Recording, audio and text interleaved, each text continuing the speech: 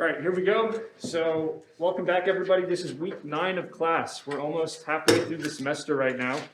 And the first thing we'll do today, as I mentioned, is go over the quiz problems, and then we'll go back to the Chapter 5 lecture on Newton's laws.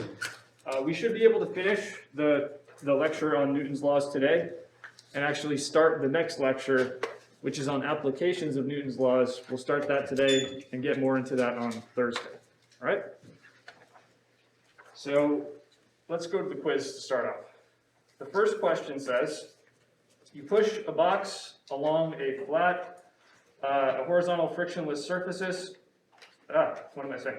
You push a box along a horizontal frictionless surface with a constant force of 150 newtons. As a result, the box accelerates from rest to a speed of 2.5 meters per second in 12 seconds. Question is, what is the mass of the box? Okay, so we're going to use two ideas here. We're going to use the definition of acceleration as well as Newton's second law, F equals ma. So let's do the acceleration part first. Let's just solve for what the acceleration of this box actually is. So remember, acceleration is given by delta v over delta t. It's a change in velocity divided by the time interval it takes to undergo that change. So in this case, what is our change in velocity delta v? 2.5 meters per second. Yeah, so 2.5 meters per second would be our final, 0 would be our initial, divided by delta t, 12 seconds. So what are we getting here for the acceleration? Anybody? Like 0.208. Yeah, so 0.21 meters per second squared, something in that ballpark, right? Okay, so how are we going to get the force? Well, here's the thing. Let's just draw a quick free body diagram showing us what the forces are that act on the box. We have some kind of push force, which we're using to move it. There's the weight of the box, which goes straight down, and then whatever surface it's resting on is exerting a normal force up like this. So if we just focus on the horizontal direction,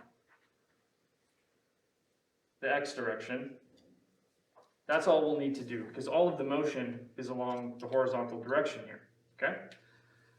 So the force we're applying is P. There are no other forces in the x direction, so we're finished with adding the forces together, and that equals m times ax. So in this case, we know the force that you're pushing with, you know the acceleration, we can find the mass this way.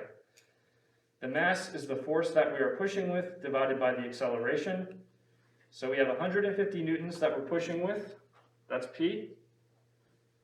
Newtons, what's an equivalent way of writing the unit? Kilograms meters per second squared. I can write that as kilograms meters per second squared. Then our acceleration is 0.21 meters per second squared, so you can see that the acceleration units go away, and we're left with just mass units of kilograms. What does this mass work out to?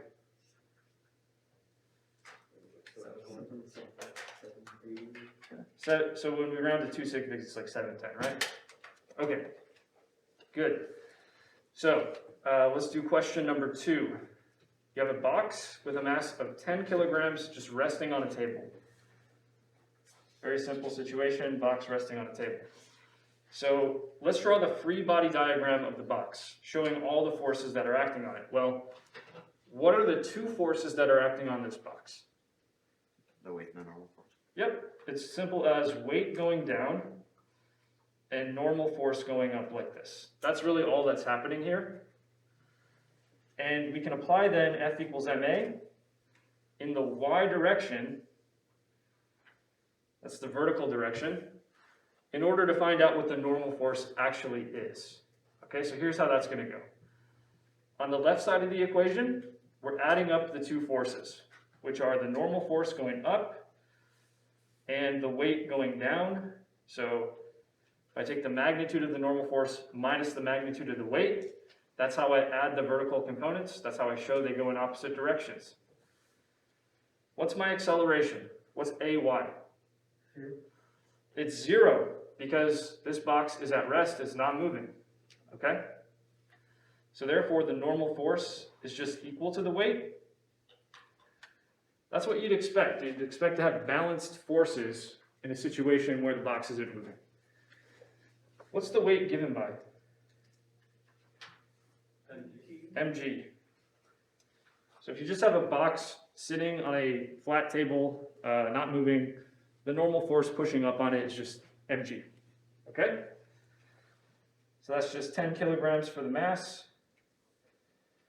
times 9.8 meters per second squared for g, which gives you 98 newtons. Okay? Now let's do the last question. It's the same box from before, except what you do is you come along and you push down on the top of the box like this. So we're introducing a third force into this situation. So basically, it's the same diagram as before, except we're going to introduce this third force. So now we have two downward facing forces. We have the weight, just like before, and we have the force that you're pushing with also going down. And then we have the normal force going up. But basically, we're increasing the normal force because they still have to balance out, okay? So I have a larger normal force than before. We're still doing F equals ma in the y direction. But this time, when we add up the forces, we have the normal force going up, we have the weight going down, and the push force going down, okay? And what do I put in for my acceleration once again? 0. This box is not moving, there's no acceleration. So then when we find the normal force that must be present in order to hold the box in place and not accelerate, we have the weight plus the push force. Does that make sense? So we have mg plus the push force. So let's just do that real quick. We have mg, just like before, is 10 kilograms times 9.8 meters per second squared. We're pushing with 40 newtons of force. So essentially, we're just going to add 40 newtons to our previous answer. And what does that give us? 138 newtons. Okay? Any questions on how we did any of these problems here? Yeah, so for the first one, I did 150 over 0.208 and got, and when rounding to 2 6 figs, it's 720. Is that still an acceptable answer? Yeah, that's fine. That's just a, I should have probably kept an extra digit here. I was just going through this really fast. So yeah. Any other questions? All right, so let's get back to the lecture, okay? So just to remind you where we're at, we've been talking about Newton's laws for quite a while. And the last thing we touched on was tension. So we're going to start with a problem involving tension. Okay? Then we'll have another short topic called apparent weight. And then after that, again, we'll be done with this lecture and we'll move on to the next one. So here's the situation. We're actually going to start by going through this one together. It's kind of a long problem and we have a lot to get through. So here it is. We have a 25 kilogram box hanging from the ceiling as shown below. We have 3 different string segments here, okay? One of these string segments is directly connected to our box. And that string segment, if you follow it up, is connected to this knot here. And then at that knot, we have 2 other string segments being connected, which are attached to the ceiling like this, okay? So we have 3 different segments of string in this problem. And just so we're all aware, that means we have 3 different tensions potentially to be thinking about here, okay? The question we want to answer is what is the tension in the string on the upper right? So this one over here. Let's figure that out. We're also given some angles, by the way. We're going to need to know these angles of 45 degrees and 55 degrees for the 2 upper string segments in order to solve this, okay? So let me outline for you what we're going to do here. Of course, we're going to apply F equals ma, but we're going to do it twice. We're going to do it for the box that's hanging down here, okay? And then we're also going to do it for the knot, which you see up here, okay? And F equals ma, of course, involves an acceleration. What are we going to use for the acceleration in both of these cases? We're not going to use g. G, that suggests that the object is in free fall, okay? If the object is not moving, we're going to use 0 for the acceleration, okay?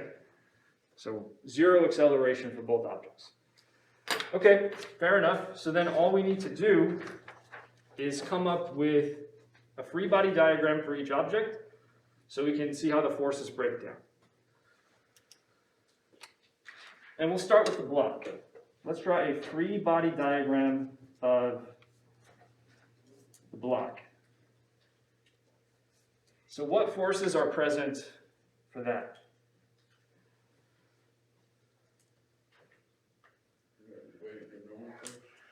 Okay, there's definitely weight.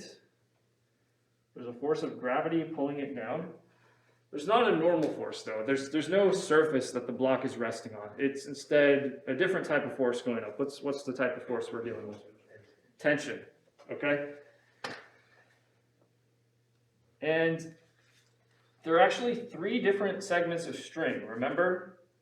That means we're, in this problem, dealing with 3 different tensions. So I better label them so I can keep track of everything. I'm going to call this tension in the string that's hanging vertically TA. Okay, that's just what I'm going to call it. The other ones I'll call TB, TC. All right? So, with the block, let's do F equals ma. And just focus on the y direction because there's nothing happening in the x direction, okay? So, how do I add the forces together? How does this work? Negative weight, positive tension. Yeah, so I just have positive TA because that force is entirely in the positive y direction, and then minus W because that force is entirely in the negative y direction. Make sense? And then again, what are we putting in for acceleration? 0. This is because of the fact that there's no motion. The box is not accelerating. So that means the tension A is just equal to the weight in terms of magnitude, right? The strength of this force just equals the strength of that force. That's how they can cancel out. And remember, weight's given by mg. So let's just leave it at that, okay? The tension in string segment A is just the mass of the box times g. Okay, now let's do another free body diagram, this time for the knot, okay? So let me remind you what's going on with this knot. There are 3 different segments of string present there, and each one of them is going to be pulling on this knot with a tension force, okay? So the string segment that's just below the knot is going to be pulling it down. Remember, that tension force we're calling TA. Then there's another string segment going up and to the right like this. Let's call the tension in that string segment TB. And let's also notice that because tension acts along the length of the string, and this string is angled at 55 degrees, we know the angle of this tension force, okay? Then we have this other string segment, which is going up and to the left like this, and I'll call the tension there TC. And just a reminder, we know the angle here, which is 45 degrees. That makes sense? So those are the different forces acting on the knot. Any questions about the diagrams? Hopefully that's pretty straightforward. Okay. So when it comes to the forces acting on the knot, TA is pretty simple to deal with because it's pointing straight down. TB and TC, however, we have to break into components. We have to do a little work to break them into components. So let's label everything we know. This component is going to be called TBX because it's the part of TB that is projected onto the x-axis. This component is going to be TBY, then this is going to be TCX, TCY. So all I'm doing here is labeling the X and Y components of those forces. Is this big enough, by the way? I think I need to zoom in a little bit. Okay, good. So this time, we're going to do F equals MA, but we're going to have to do the X and Y direction separately. Okay, so let's do the X direction to start off, how about? So the net force in the X direction is equal to the mass times AX. All right, well, how's that going to work? We have TBX, the X component of this force, going to the right, so that's the positive X direction, minus TCX, that's the X component of this force, going to the left, so I'm going to put a little negative sign just to denote that, okay? And what does that equal? When we add up the X forces, we get 0. We get 0 because, again, there's no acceleration. This thing's not moving. All right. So, well, maybe you guys can tell me. If I have some kind of force here that's angled at 55 degrees, how do I get its X component? Yeah, so TBX, I can sub that in for the magnitude of TB times cosine of my 55 degree angle. Does that make sense? And for TCX, I've already put the negative sign to indicate it's in the negative X direction. But this distance right here is the magnitude TC times cosine of this 45 degree angle. Does that make sense? I'm just writing the X components in terms of the angle and the magnitude. So we don't know the magnitude of these forces.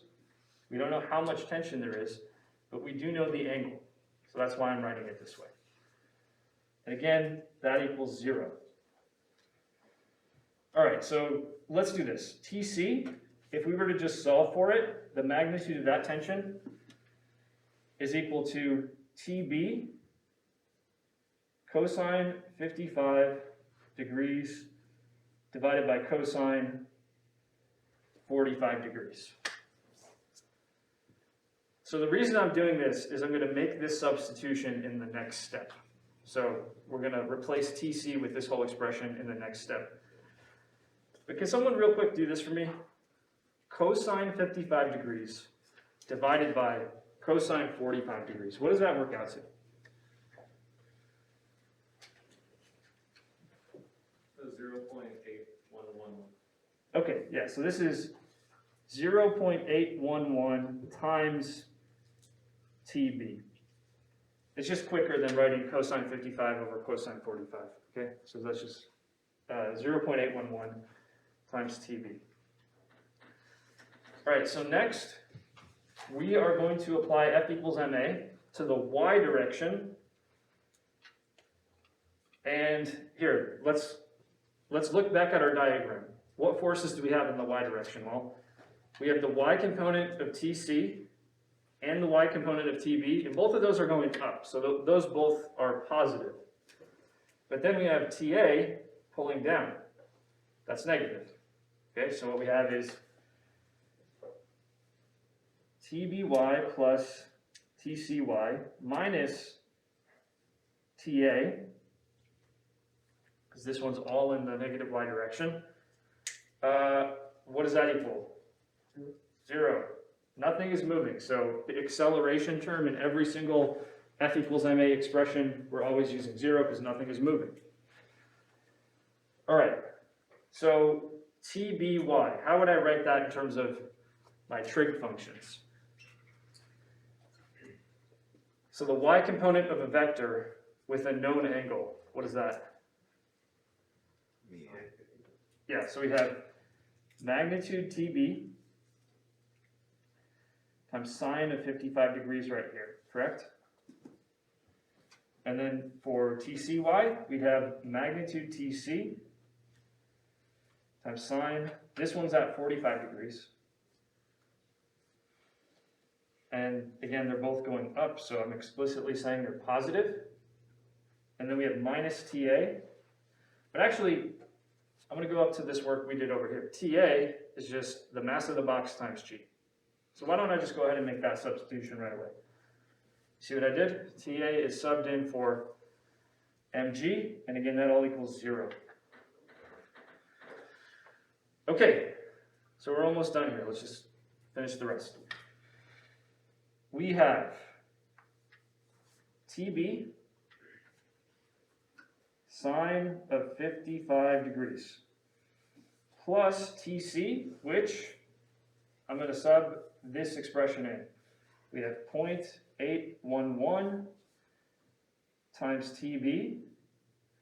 That's the magnitude of TC right there. That's what we worked out over here. Times sine of 45 degrees right here. And then I'm going to just take this mg and I'm going to move it over to the other side. So just add mg to both sides. So we have positive mg on the right-hand side of the equation. And what we have here is now a formula that we can use to solve for TB. Okay? TB is the tension which we want to find in the first place. So this is how we're going to get it. So if I were to solve for TB, notice how I have a common factor of sine 55 multiplying TB here, and then I have 0.81 sine 45 multiplying TB here, okay? So basically, I can write this as TB times sine 55 degrees plus 0.811 sine 45 degrees equals mg. Okay? Can someone crunch all of these numbers? Just do sine 55 plus 0.811 times sine 45.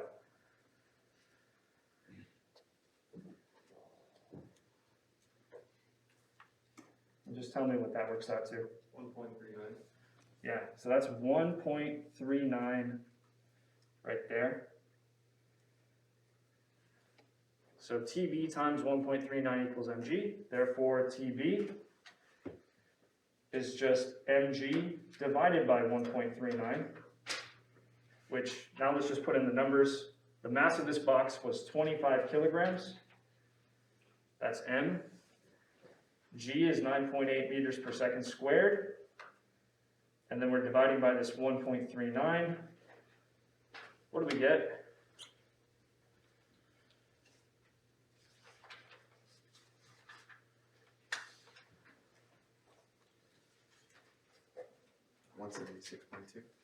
Yeah, about 176 newtons, which rounds to about 180 if we're keeping our 2 sig figs, okay?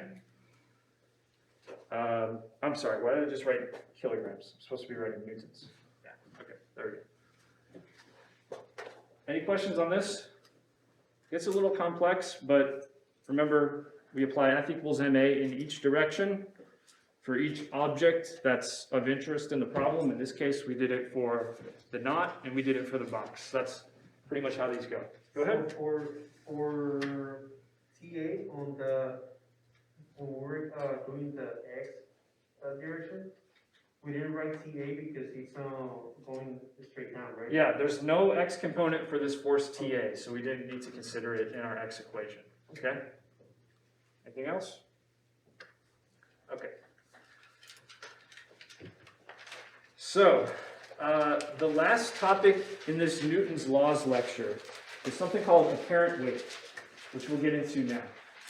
So, apparent weight.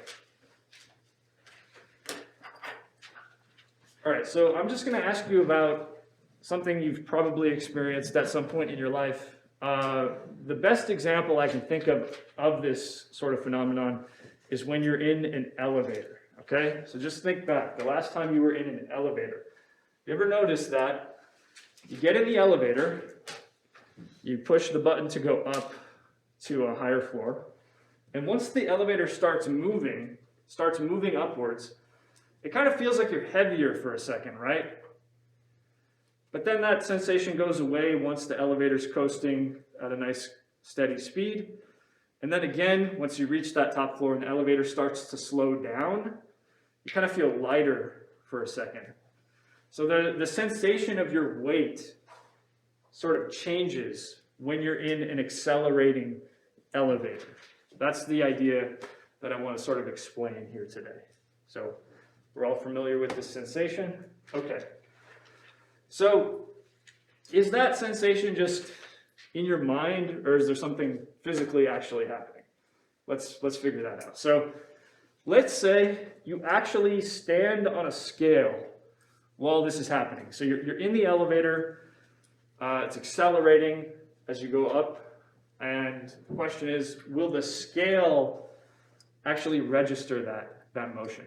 So just because you feel like you're heavier, is the scale actually going to say that you're heavier? That's my question for you. What do you think? Is the scale going to actually register that?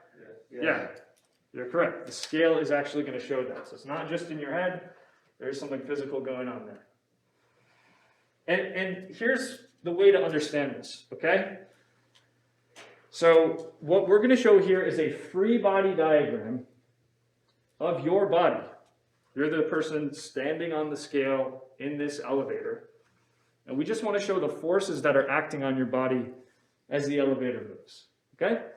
And it's a really simple situation, okay? It's just, there is the weight, there's the force of gravity acting on your body, okay? And then there's the normal force. Where's that normal force coming from?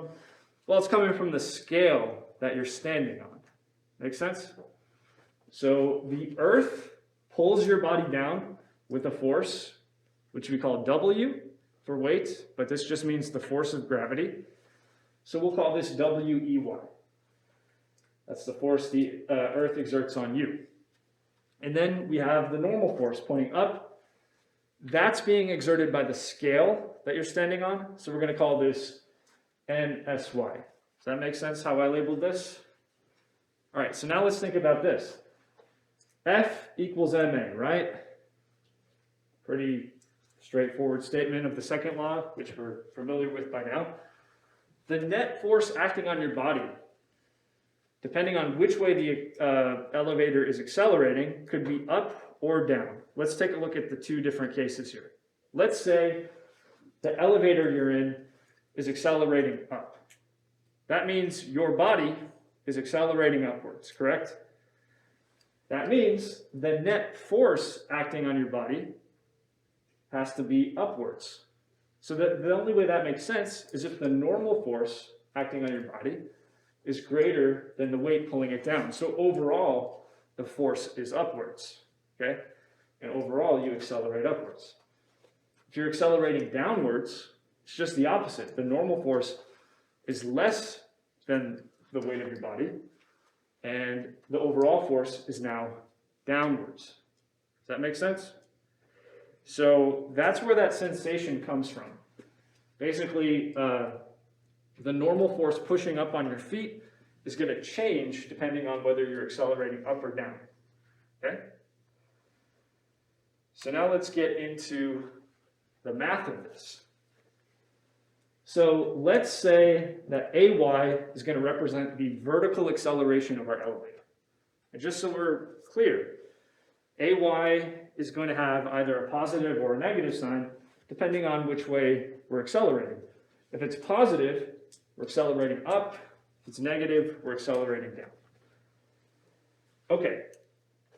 So then, using the force diagram that we just came up with, we're going to apply F equals ma to your body in the y direction, because nothing's happening in the x direction. That's all we need. And how does this work? Well, remember, one of the forces is NSY. That's the normal force that the scale exerts on your feet.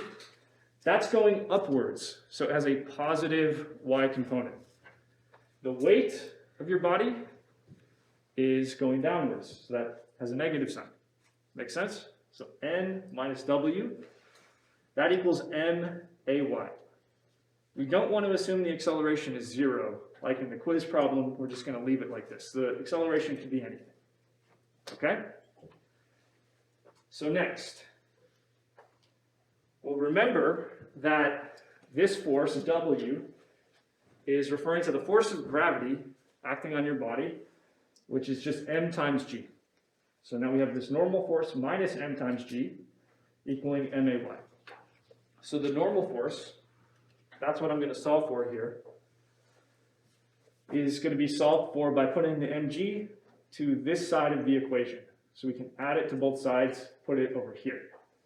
Then we have NSY, that's the normal force that the scale exerts on you, equals your mass, that's m, times the sum of these two, AY plus G. Does that make sense?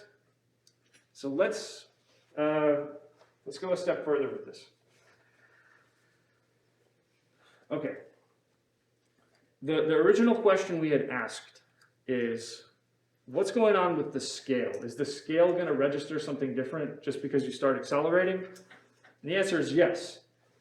We can very clearly see here that the normal force that the scale is pushing up on your feet with is going to change if our acceleration changes, right? But if the scale is pushing up on your feet with some amount of force, your feet are pushing down on that scale with the same amount of force. That's just the third law. And what is the scale actually reporting when it reads out a certain number? It's just reporting the force that you're pushing down on it with, right? That's all a scale does. So it's not literally reporting your weight, it's just reporting how hard are you pushing on the scale. When you're accelerating in this elevator, you're pushing down on that scale with a different amount of force than normally. So therefore, because, again, we have these equal and opposite forces, the normal force that you exert on the scale is equal to the normal force that the scale exerts on you, just in terms of the magnitude, right? We can say that, yes, the scale is actually going to report a different reading when you're in this accelerating elevator, okay? So do we have any questions on this, how this works? All right, so here we go. The scale reads this. It's going to read your mass times AY plus G. It's going to read that as the force that you're pushing down on it with. So let's look at a few possibilities here, okay? So let's first take a look at the case where AY is positive. Remember, AY being positive means we're accelerating upwards. So we're going to add some amount to G and then multiply it by the mass. So in other words, we're going to have a normal force that's bigger than m times G. And that means you feel heavier than usual, okay? It's bigger than your normal weight, m times G. On the other hand, if you're accelerating down, that means AY is a negative number. So just look at the formula. If AY is a negative number, the result of this calculation is going to be something less than m times G. So if the normal force that you're pushing down on the scale with is less than m times G, you're going to, of course, feel lighter than normal. And the scale is going to say that you're lighter than normal, right? On the other hand, let's say AY is just equal to 0.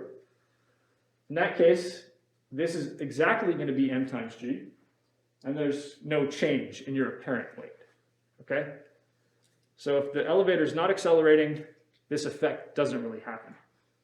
And by the way, that doesn't mean the elevator is not moving, it just means it's not accelerating. So it could be moving up or down at a constant speed, and there would be no change in your apparent weight. It's only when it's accelerating that we have this kind of change, okay? So, based on what we just said, here's a question for you to work out. Let's say that you're using an old elevator to lift a 400 kilogram crate. However, if the normal force exceeds 6,000 newtons, the crate is going to break through the floor. So we have this crate resting on the floor of the elevator, and if the normal force from the floor gets bigger than 6,000 newtons, it's just going to break through the floor. Okay, that's the maximum load it can withstand. So what is the maximum acceleration that you can safely operate this elevator? That's my question for you. In other words, we don't want the normal force to get above this value, so the acceleration has to stay below some value in order for that to be the case. So try to figure out what that is. And then we'll go through it in a second. And you can use the result from before, where the normal force is equal to m times ay plus g.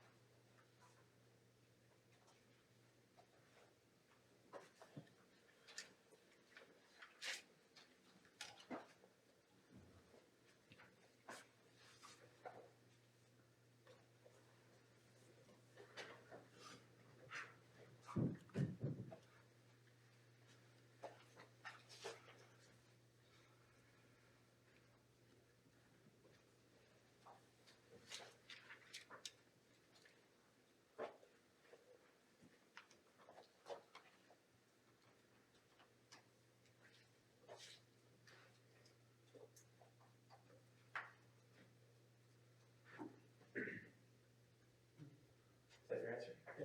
Sure. That's fine. Yeah. Right answer.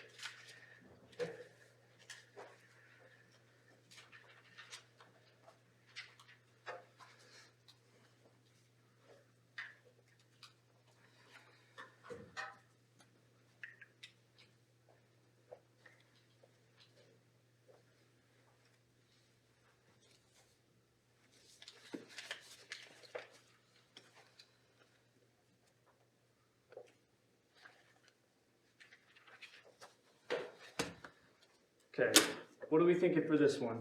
Anyone have an answer? 5.2 meters per second squared. Yeah, it's about 5 meters per second squared. And what direction are you accelerating? In the case of reaching 6,000 newtons of normal force? We're going up. Yeah, it's going to be upwards. So here, let's just take for granted the derivation that we just did. Okay, if you have some kind of object, whether it's a crate or a person or whatever, in an accelerating elevator, you're going to have a normal force going up, and you're going to have the weight of that object going down. And as we found, we don't have to go through the whole derivation again, that normal force is going to be given by m times ay plus g. Okay? So what we want to do is solve for ay. To do that, let's divide out the n. N divided by m equals ay plus g. So ay, the acceleration, is equal to n divided by m minus g. So, in this case, for the normal force, we're going to plug in 6,000 newtons. And remember that a newton is a kilogram meter per second squared. For m, we're going to plug in the mass, 4,000 kilograms. And then for g, that's 9.8 meters per second squared, but I'm just going to round that to 10, just so we get a nice clean number here. 6,000 over 400 is 15, minus 10, 5 meters per second squared. Okay? And the fact that this came out positive means we're accelerating upward. And that should make sense, because the faster we accelerate upwards, the greater the normal force is. If we're accelerating downwards, we're just reducing the normal force. So we're really only in danger of breaking through the floor in the case where we're accelerating upwards. Okay? So any questions on this? Okay, hopefully that's pretty straightforward. So we're going to now consider a slightly different case. Well, actually, it's the same case we were learning about before, but we're just going to plug in a special value for the acceleration, okay? So what we're going to be thinking about here is an elevator in complete free fall. So let's say you're in this elevator, you're standing on the scale just like before, but now the cable of the elevator snaps. And so now you and the elevator are just together in free fall. Just to simplify this a bit, I want to remind you of a few things about free fall that we always assume. We're assuming no kind of friction or air resistance, which might be a little unrealistic for an elevator, but let's just go with it, okay? So we're just in free fall after the cable snaps. Okay. What is the acceleration we use here? Now, if we're in free fall, the acceleration is going to be AY equals minus G. That's just saying if you're in free fall, you're accelerating downwards. That's what the negative sign denotes, at a rate G, which is 9.8 meters per second squared. Okay? That's what it means to be in free fall, just to remind you. Okay, so what happens when we take our formula we derived for the normal force and plug minus G into it? Well, you tell me, what happens when we plug minus G in for the acceleration? Cancel out. Yeah, we'll get minus G plus G, we'll get 0, right? We're going to get exactly 0 normal force. Okay? So when you're in free fall, the normal force between you and the scale is going to be exactly 0, okay? So if you look down at the scale, what is it actually going to be reading out? It's going to be reading out 0, isn't it? Okay. So when you're in free fall, this is what we call the sensation of weightlessness. You may have heard of this idea before. The idea is when you're in free fall, there is no normal force supporting your body.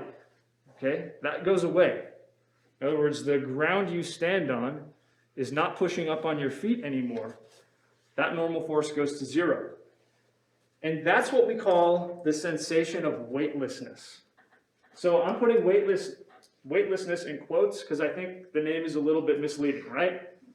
It's not like gravity disappeared, right? Gravity is going to be present regardless of whether I'm standing still or whether I'm in free fall. What has changed is the normal force pushing up on my feet has gone to 0. So it's not literally that gravity has gone away, it's that normal forces supporting your body have gone away. That's what we really mean by weightlessness, okay? Does that make sense? Gravity is still present, normal forces supporting your body have gone away. And this is exactly what's happening to astronauts in space, okay? I'm going to show you a video. This is taken from the International Space Station.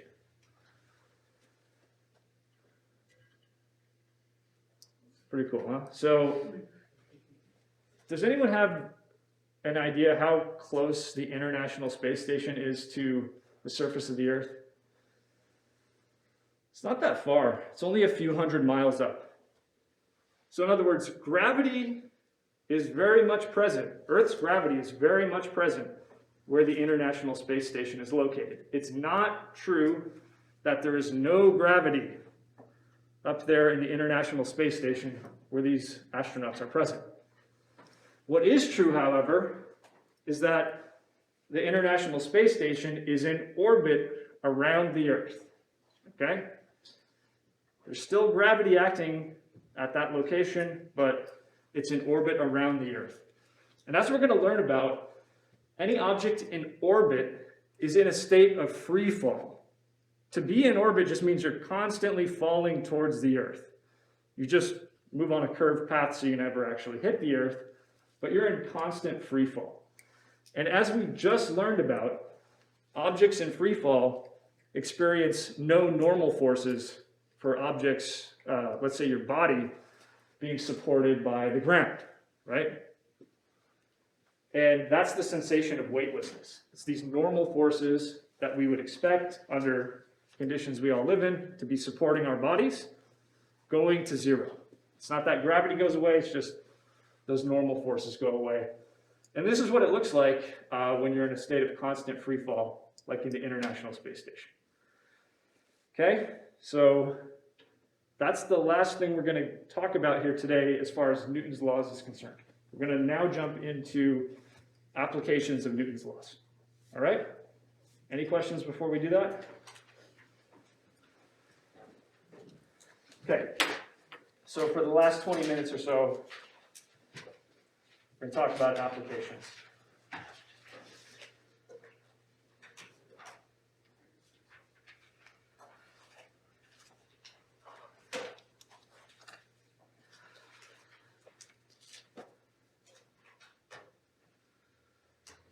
All right. So the next lecture is applications of Newton's laws. We're going to be on this for a long time. All of this week, the remainder of this week, and then when we come back from spring break, we're going to still be on this. All right. And just as a reminder, next week is spring break. You all know that, right? So when we come back from break, we're going to be on this for probably 2 more weeks. Okay.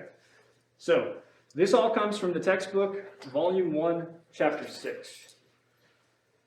So, I guess the first thing to talk about here is when it comes to Newton's laws, what is the general problem-solving strategy that we're going to use? So hopefully you're already getting a sense of this from the examples we've seen up to this point, but I just want to make it explicit. So whenever you're dealing with Newton's laws to solve a problem, you're going to follow these steps. The first step is choose some kind of coordinate system that you're going to work in. That means you have labeled what your x direction is, what your y direction is, and that's clearly shown on your diagram. Also make sure you know what the positive and negative directions are, okay? Because if you get that mixed up, you can easily make a sign error, or a plus sign becomes a minus sign or something like that. Okay, step 2. You're going to identify all the forces acting on the objects of interest. So in a problem, there might just be one object that you're keeping track of the motion of. There might be more than one. But whatever the case may be, for all of those objects, you need to know what the forces are. Okay? So let me just rattle off some forces that are going to come into play pretty commonly. You should definitely know how to deal with gravity. That one, so far, is pretty simple. It's just a downward force equal to m times g, right? We should also know how to deal with normal and tension forces, which we talked about. And then friction. Friction is what we're going to start to get into today. Friction is a little bit more complicated. Okay, once you know what the forces are, that's going to enable you to draw a free body diagram. Remember, a free body diagram shows each object and the forces acting on each object using arrows. So each force is represented by an arrow because it's a vector.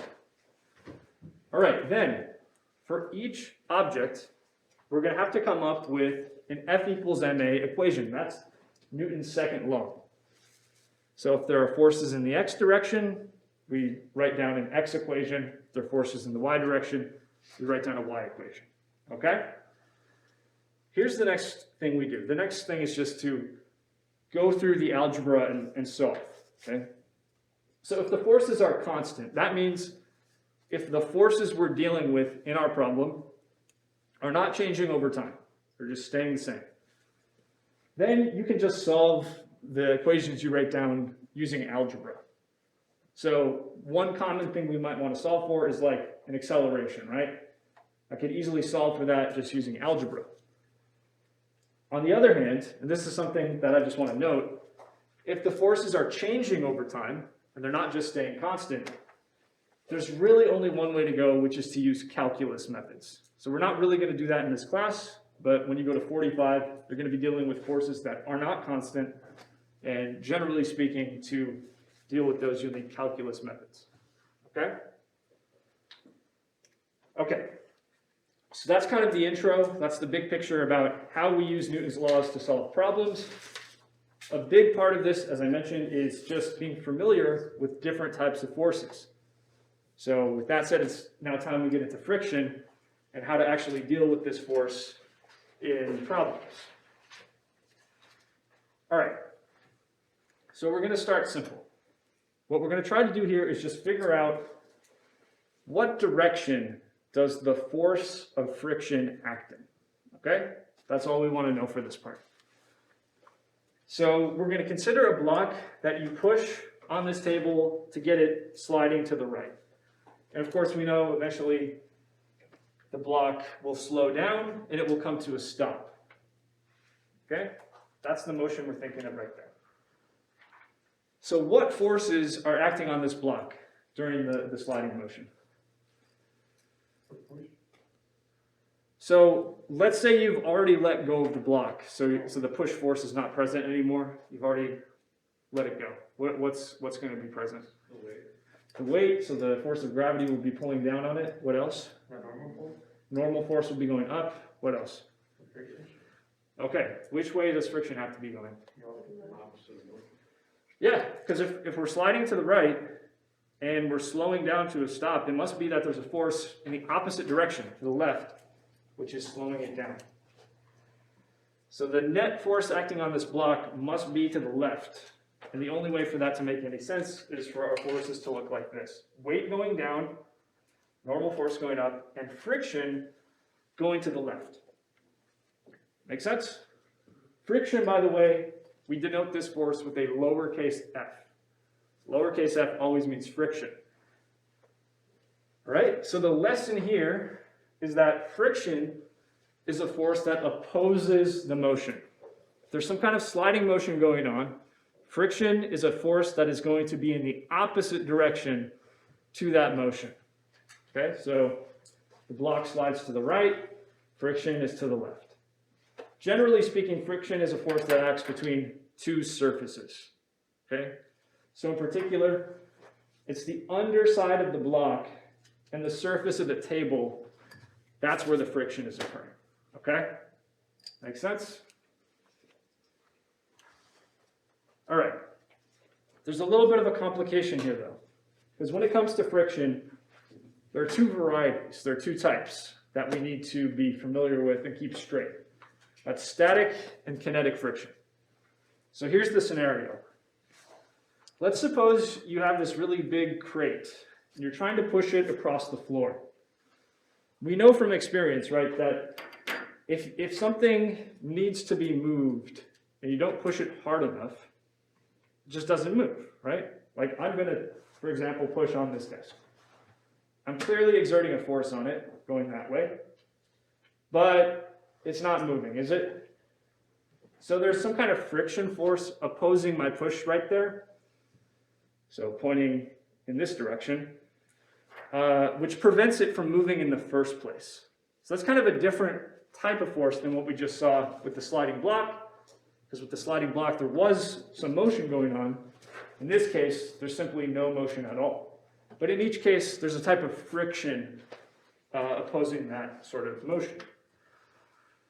All right, we also know that, again, let's take this as the example. If I were to just increase the force of my push harder, harder, harder, eventually I could get this thing to start moving, right? But I would have to push with a big enough force to get it going, okay? But then once I do that, it's moving, so now we have what's called kinetic friction. Okay, so static friction occurs when there's no motion happening. Kinetic friction occurs when there is actually some kind of sliding motion happening between the two surfaces. We're clear on the difference? Okay, so take a look at this animation. What's going to be shown is the worker is going to be pushing the box to the right, and the force that the worker is pushing with is going to be P. And what we're going to imagine is that this force P is increasing, it's getting stronger over time.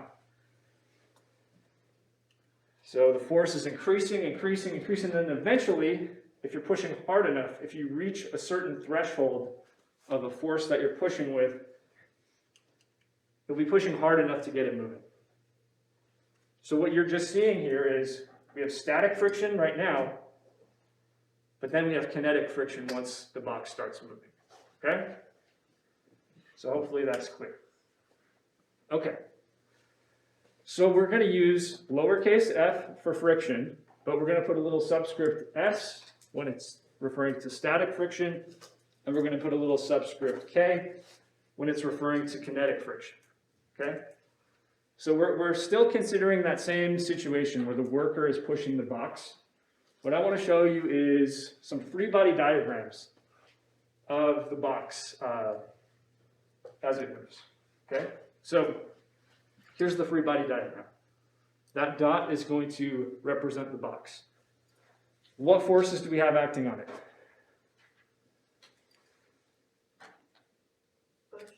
The force of your push, let's call that P, just like we were saying before. What else?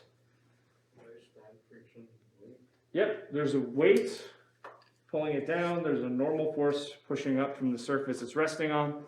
And then you have static friction in the case where we're not moving at all, right? So here's what we have. We have the weight down, normal force up. You're pushing to the right, and static friction is opposing your push to the left. Make sense? Okay. Let's do F equals ma. Let's do the x direction. All right. How would I show the forces being added together just in the x direction, horizontal forces? P minus FS. Yeah, so I have P going to the right minus Fs going to the left. That's how the forces sum together. And then what should I say about the acceleration, by the way? 0. 0. Not moving. 0 acceleration. So what we have is P minus Fs equals 0. Make sense? What does that tell us then? Fs is equal to P.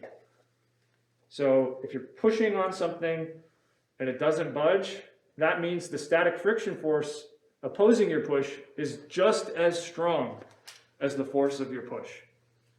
Okay? If I push this table with a force of 10 newtons that way, static friction opposes my push with a force of 10 newtons. If I push harder, oh, I moved it. Okay. If I push harder, like 50 newtons, right? Static friction is pushing back with 50 newtons. It's just maintaining whatever force necessary to hold things in place, okay? Now, let's do the case where the box is moving. So in this case, the force of your push is now being opposed by kinetic friction. So now our force going to the left is Fk. But other than that, it's pretty much the same idea, right? It's kinetic friction opposing your push, so we'll label that as Fk.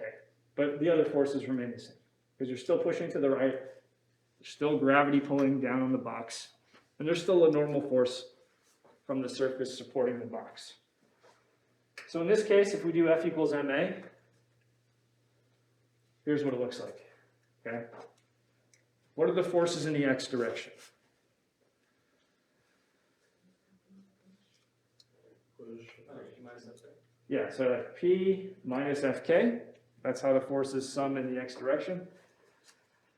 And then I don't necessarily want to say that Ax is 0. I could certainly be pushing a box, even if friction were present, and have it accelerate, right? So it's no longer true that Ax has to be set to 0. So the box could potentially be accelerating, right? So let's just go ahead and solve for P. So P, if we solve for that, is Fk plus m times Ax. How can we make sense of this? Well, basically this means the force that you're pushing with has to equal the force of kinetic friction, and then plus m times Ax. So you have to push as hard as friction is opposing you, and then plus this extra bit if you want it to accelerate. So if you're going to get some acceleration out, you have to push harder than friction. Make sense? So if we don't want it to accelerate, it would just be P equals friction K? Yeah, so if it were just sliding at a constant velocity, that's a good question, right? If you were sliding at a constant velocity, Ax would be 0, and then you'd be pushing exactly with the same force as kinetic friction, okay? So there are different possibilities here. Okay, so let's think about all of this kind of graphically, okay? What I'm showing you here is on the vertical axis, the force of friction, and on the horizontal axis, the force of your push. Okay, that's what we see here. So first, we're gonna kind of split this graph into two. We're gonna first look at what happens when you're not pushing the box very hard, and as a result, it doesn't even move, okay? Remember, when the box is not moving, we already said that the static friction force is just the same as the force that you're pushing with, right? So what does that look like on the graph? It just looks like a straight one-to-one line. Because let's say I'm pushing with 10 newtons of force over here, I'm opposed by 10 newtons of static friction. If I'm pushing with 20 newtons of force over here, I'm opposed by 20 newtons of static friction. Remember, if we're not moving, static friction has to cancel out my push. That's really all this is saying, okay?